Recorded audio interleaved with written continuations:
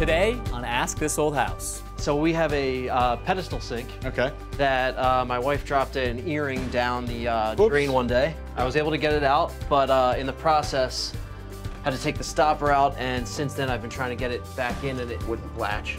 I'll show you how to replace all the parts and pieces on a pedestal sink. And there are a few things to know about your bathroom fan in order for it to work effectively. Picture you're in a second floor bathroom, warm, moist air, you're trying to vent it outside. You put this into the attic that's cold. Moisture is going to condense inside this. We're going to collect water and possibly have a problem. And I'll show you a homemade solution for cleaning grout.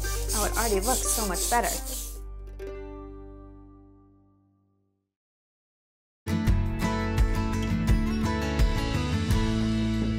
Hey, Ross, how you doing? Going. Where you going? Going to the bathroom. Okay, you got the key? Got the key. All right, that was awkward. Hey there, I'm Kevin O'Connor, and welcome back to Ask This Old House, where if you've got a question with your house, we'd love to hear from you. So keep your letters and your emails coming. Good morning, Tommy. Hey, Kevin. What are you up? Where are you headed? I'm headed to the bathroom. Well, there might be a line, because Ross, it's none of my business. Anyway, Heath, how are you? How's it going, Kevin? Where are you in a rush to? To the bathroom. Well, there's going to be, so what did you guys have for breakfast? Is it the coffee or is there a stomach bug going around? Today's show is themed all about bathrooms. We're all doing bathroom stories, except Ross is actually in the bathroom. Too much information.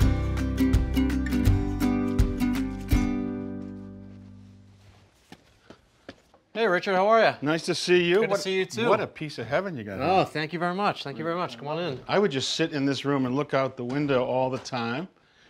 But you wrote me about a bathroom. Does the bathroom have a water view? It does not, but it does have a problem. If you want to come take a look at it. All right, what do you got? So we have a pedestal sink that my wife dropped an earring down the drain one day. I was able to get it out, but in the process, had to take the stopper out, and since then I've been trying to get it back in, and it wouldn't latch. All right, so that's called the pop-up assembly, so the linkage might be broken down in there. We also wanted to change out the faucet. We had a new one that we bought when we moved in the house, and I called a couple plumbers, but no one's really gotten back to us about that. You know, plumbers and pedestals have a love-hate relationship. You know, we've grown bigger and the pedestals are still pretty small, so I can understand it, actually. But now, if I was going to just change your faucet only, we could do that pretty straightforwardly with just a basin wrench underneath, and we wouldn't have to pull the sink out. But because we're doing the drain too, it means that whole pedestal is going to come off the wall, so I could use your help there. I can help you. All right, let me grab some tools. All right, great. Thanks. I'm going to turn the water off, first the cold. Hopefully these shut-offs hold. Now the hot. We're going to test and see if they hold. That's a good sign.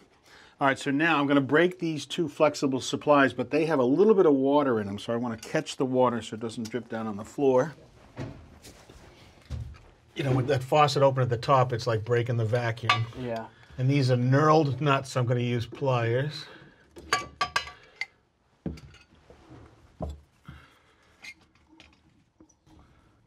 Here, just a little bit of water. All right, so that's the hot. All right, so a pedestal sink actually has two pieces. One is this upper basin, and then the pedestal leg right here. And the upper basin really is like a wall-hung sink. Okay. If you look underneath, you can see there's two bolts that secure the thing right back into the wall. Okay, gotcha. So what I'm going to do is loosen them. But before I do, if you look here, you can see that the sink has been caulked into the wall and then painted against it. So I don't want, when we move this thing, to blow this wall apart from a caulking standpoint. So I'm just going to score it with a razor knife. All right, so now I'm just going to go after those bolts with a box wrench.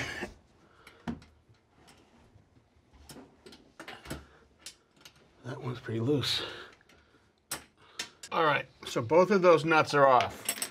So now there's one more connection to be made, and that's the drain connection right here. So what I want you to do, Rob, is to come in. Yep. Just step right in front of me. I want you to try to lift this basin up carefully. Now be careful of the wall where that paint is, right? Okay, yep. Just try it. Now lift it up a little bit. Okay, good. So now that's exposed. There you go.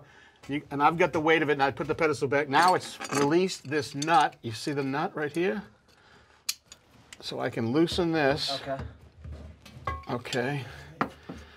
All right, so now we've loosened all the connections. The only thing that remains is the caulking that is holding it to the wall, and I don't want to blow that wall out. So, you got your putty knife? I do, yeah.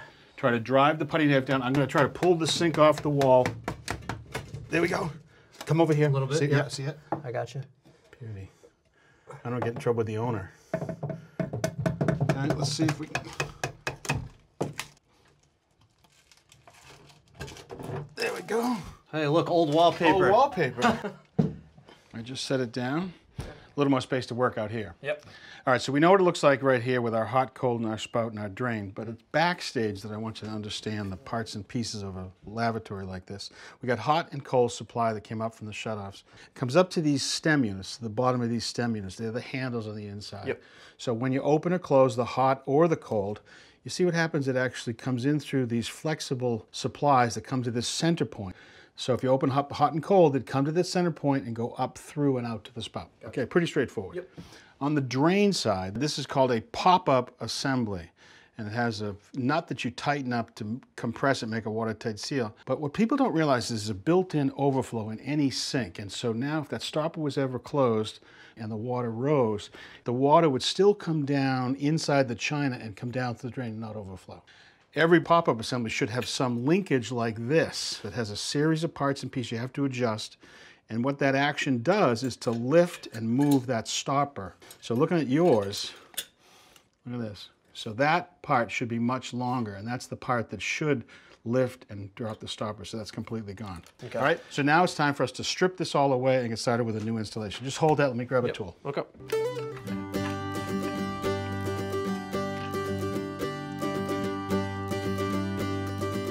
right, just grab that. Okay, good.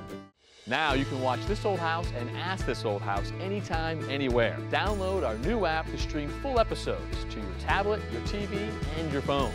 Binge on classic episodes, catch up on recent renovation, and get step-by-step help projects all around the house. And best of all, it's free. The most trusted home improvement information is now available on your Amazon Fire TV, Roku, Apple TV, iOS, and Android devices.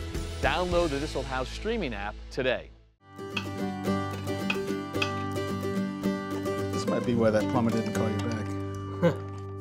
All right, so here are the parts and pieces of your new faucet. A lot of similarities, but they made some changes too. Okay. So we still have the spout in the middle, we still have the two stem units. And now they came together. Remember the old one? They curled around, they had all these nuts we had to make up right here. Look at it now. Because everything's being done by DIY and trying to make it user-friendly for install. Look at this, color-coded. Green to green, and then this is blue to blue. That's cold. Of course. Can I guess what the other one is? Would that be so hot? Smart. You're almost a plumber now. We got the same issue though. We got to get any of the faucet parts down through this opening, the three openings here, so it can be no wider than this. So it has to get skinny to get down through, so that'll pass through. Now remember before we had a big nut and we had to get the basin wrench up in there? Oh yeah.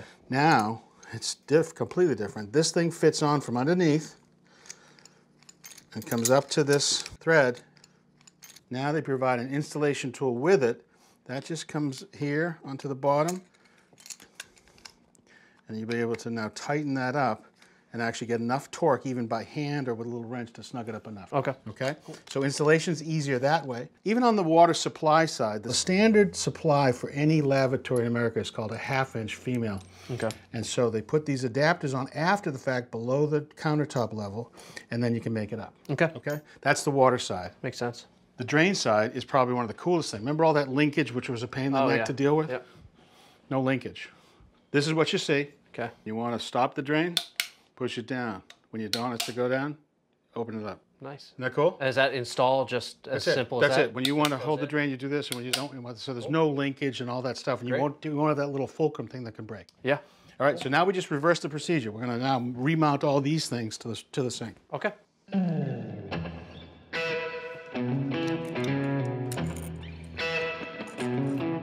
So the hot and cold stems have a gasket, but the manufacturer recommends a little bit of putty here on the spout, right? Just hold that for a minute. Let me get it snugged up. Okay, you should see it squeeze out a little bit. Blue snaps right in. And then it's made. Snug this nut up.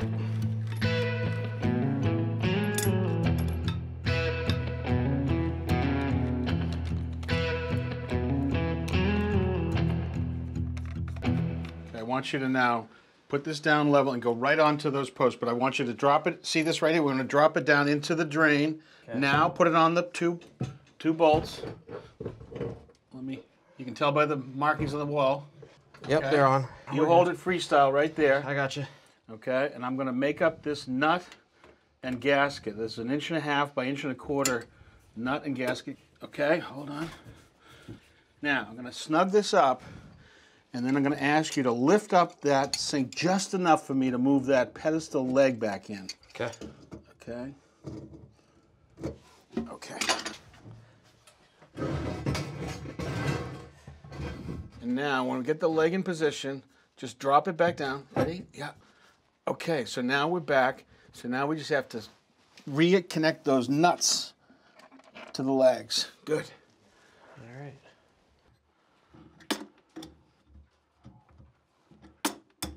All right, these are quarter turn handles, full on, closed.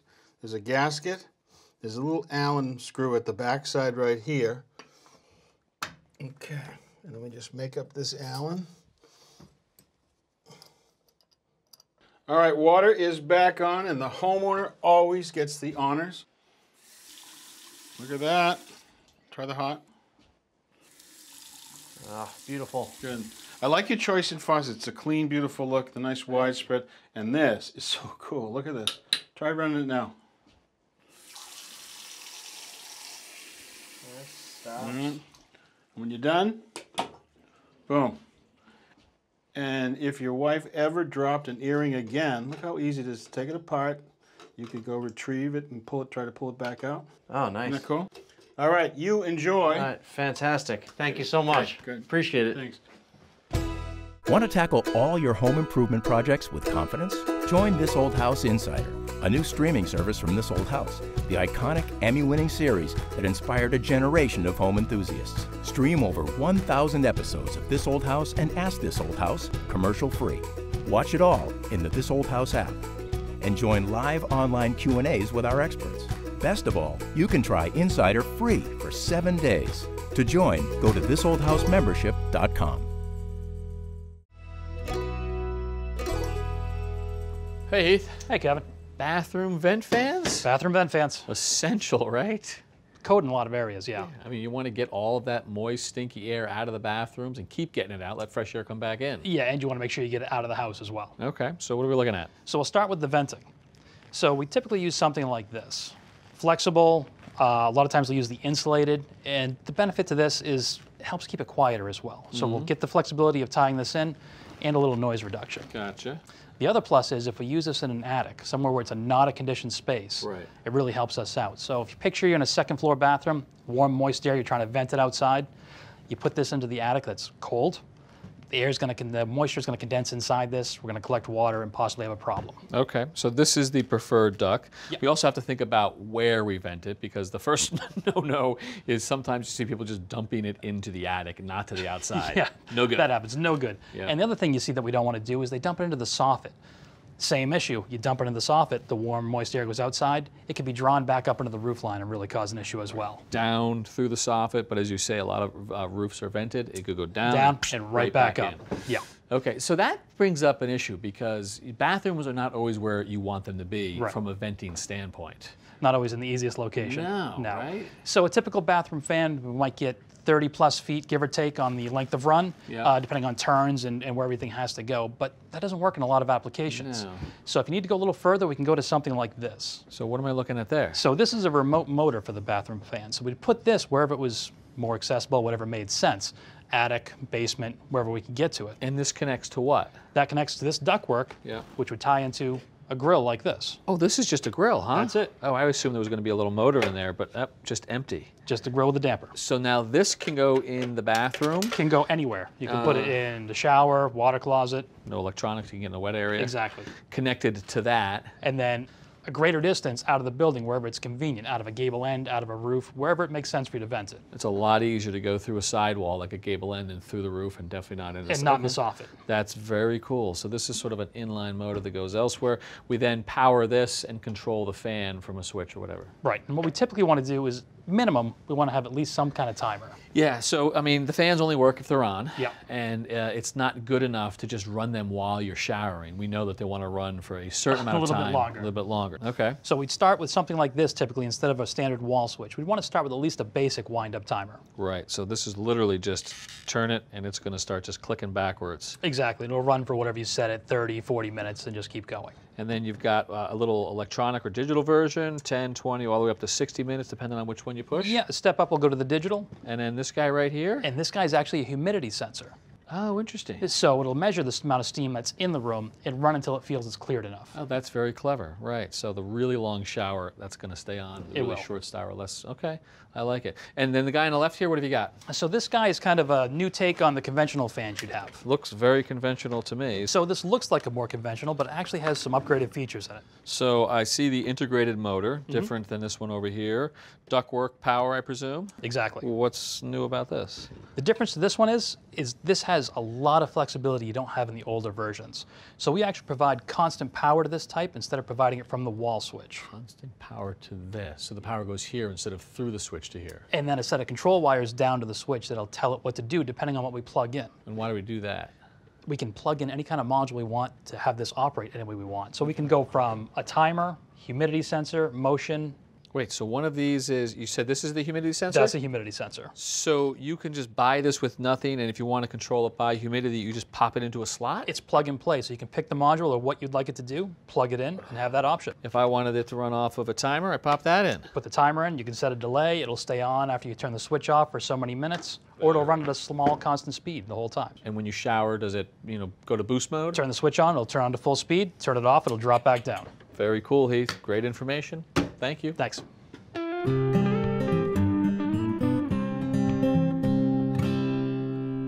We asked inspectors to send us pictures of the worst nightmares from all over the country, and we've gotten some doozies. But now we're getting them from you, and we love them just as much. What do we got, guys? Look at that. Look at this. Scott from New Jersey sent this one in. So there are a couple of things right off the bat. You can see it looks like indoor NM cable running on the outside. Right there. Oh, wow. The floodlight doesn't look like there's a junction box there. It's just screwed to the side of the house. So the water could just run down behind it. Yeah, the water can go behind it, open splice. But then the real bad part is if you look closely, look how the wire's held in. He nailed right through They nailed right through the middle of it. Oh, just don't run it in the rain. So best case, you broke the ground wire, which is bad. Worst case is it's sitting there and arcing. Yeah. Oh, But clearly, he must have threaded the needle, because that's actually working. Yeah. Unbelievable. All right, so here's one. This is from Peter in New York. I hope this is not in his basement, but this is a 40 or 50 gallon water heater, but he's got it on a piece of wood, and then it's hung from the ceiling. I hope it's hung with something that's screwed, but that's got to be 400 to 500 pounds. And gravity never sleeps. Yeah, but maybe his basement floods and he didn't want it to get wet. Perfect. And if it floods, the wood will rot. Oh, maybe Peter's 8 feet tall. Yeah. He just needs it up there. Nice wiring job there, too. Great. Yeah. Heavens, what could go wrong? How about this, huh? How about that? That's So how you close. use them. Hey, I gotta give the guy credit. He used the timber hangers. All right, he used them upside down. Oh my goodness. They're supposed to lock into the rafter, and actually they're the wrong type of hangers for rafters. Period. You need to follow the pitch of the roof. Well, you're width. so picky. I'm not a guy who reads many instruction manuals, Yeah. but I mean, He read it from the back. did he not read anything? Oh my gosh. Unbelievable. Well, we have great fun with them, so if you've got any pictures of embarrassing or scary work, send them our way. We'd love to talk about them.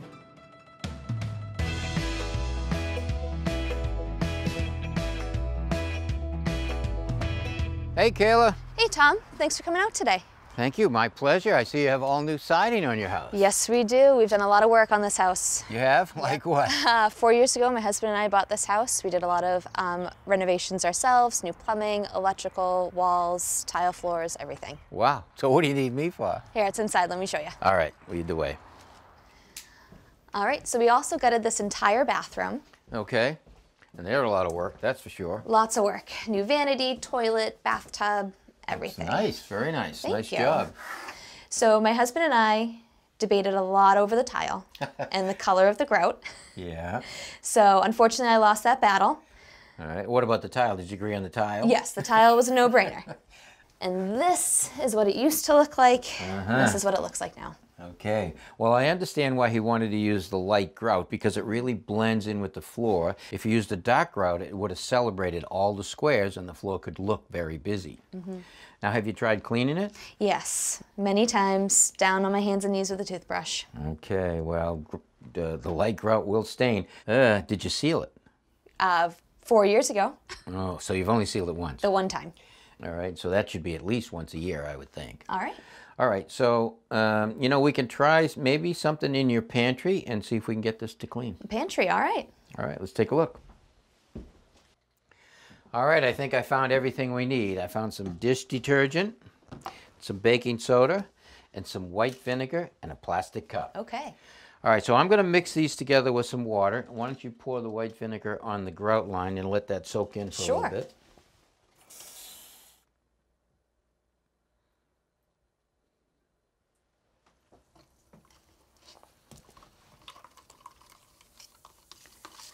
Baking soda will add some grit to the whole thing, help scrub it clean. Now I want to add a little bit of the dish detergent. We don't need a lot of it in there.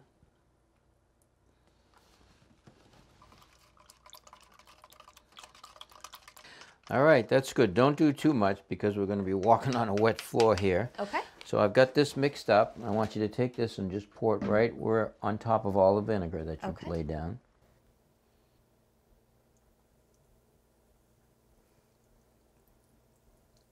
All right, so I'm going to give you this stiff brush that I got at the home center. It's bigger and stiffer than a toothbrush. Great. And we're going to just scrub those joints.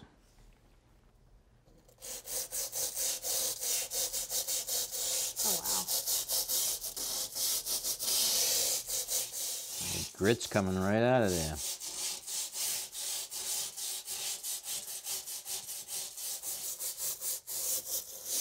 Oh, it already looks so much better. Yep, coming out. All right, that looks pretty good. It's been sitting for about 5 minutes. Why don't you hit it one more time with the brush? Okay. And I'll just come behind you after you get it scrubbed and wipe it up with the sponge. Look at that, getting all that grime and dirt right out of there. Awesome.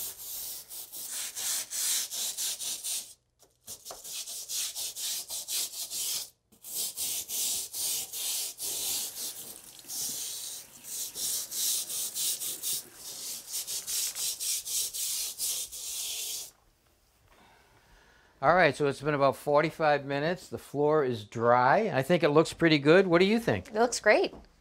All right, so that came off pretty easy. But if you had an area that was stained and really hard to get up, you actually can get a knife like this at the home center. It actually has a carbide tips on the knife, and this is actually a knife that is used to remove the grout when you want to replace it. Okay. But if you have an area that's stained, like I said, that's bad, and you couldn't clean it the way we did, you take this and lightly go across the top of the grout for those hard to get places. You should be able to wipe off the residue, and with luck, you'd have that stain gone. All right. All right, so now that the floor is dry, I've got some sealer at the home center. It's got a little applicator in it. Okay. You're going to tip the bottle upside down and just drag it right across the joints, and that should let it seal. All right, that looks pretty good, and that was pretty easy, right? It was. Okay, so now we want to wait about 3 or 4 hours for this to dry. And you can do it today or tomorrow, but a second coat. But make sure you do it at least once a year. All right. Thank you very much. My pleasure. Enjoy your house.